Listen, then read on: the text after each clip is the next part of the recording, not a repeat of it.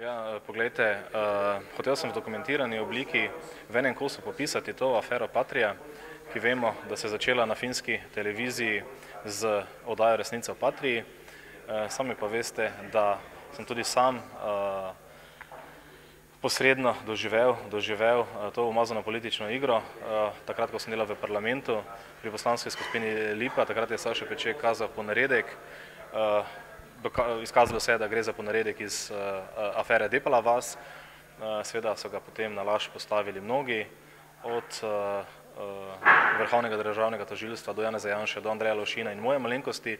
Hkrati pa seveda bilo pisane knjige na simbolični ravni mišljeno kot, bi rekel, opranje od te politične gnojnice, ki sem jo dejansko doživljal v hramu demokracije. Ja, res je, jaz sicer, kot je bilo povedano na vaši tiskovni konferenci, sem več let pisal za Večer, tako da pisanje me ni tuje. Pri knjigi od Partije do Patrije pa gre za moj knjižni prvenec.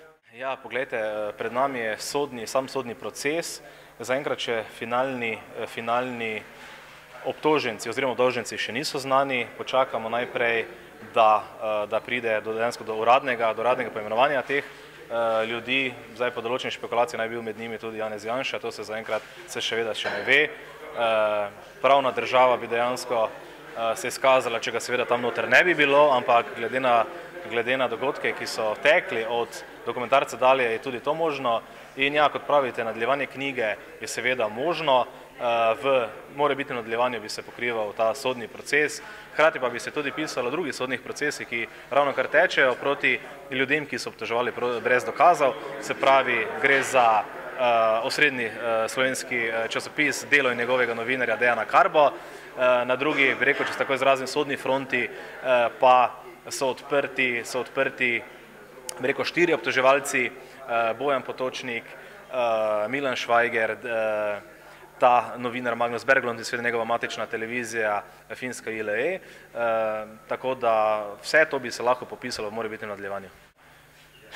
V vsakem primeru gre za eno prelomno situacijo, da se je v eni knjigi objavila vsa, bi rekel, ta medijska, rečemo, dokumentacija, vsi zapisniki, ki so bili narejeni na teh parlamentarnih zasedanjih, na zasedanjih parlamentarnih odborov.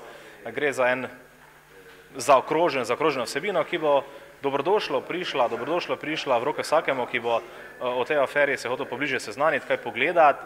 In jaz mislim, da bo za slovensko državo je ta prvi neki signal, da naj se lumparije, ki se gredo določeni politiki, določeni novinarji, da so razkrite, da je vse nekako črno na belem, in to je tudi smisel te knjige. Jaz upam, da bo knjiga prišla v čim več slovenskih domov. Želim si, da bi knjiga prišla v roke tudi akterjem, ki so na naslovnici, naslikani, se pravi akterji, ki so aktivno sodelovali pri aferi Patria, da bo tudi se sami zazrli vase, nekako razmislili, kaj jih je do tega pripeljalo, kdo so bili ljudje, ki jih k temu silijo, da bo tudi njim knjiga opomnik oziroma ta slaba vest, ki bo jih spremljala verjetno do konca njihovega življenja, ker obtožiti brez dokazov hudih koruptivnih dejanj kogarkoli, v tem primeru gre za bivšega premierja Janeza Janšo, se pravi, so zavržene stvari, in jaz mislim, da je to tudi namen te knjige.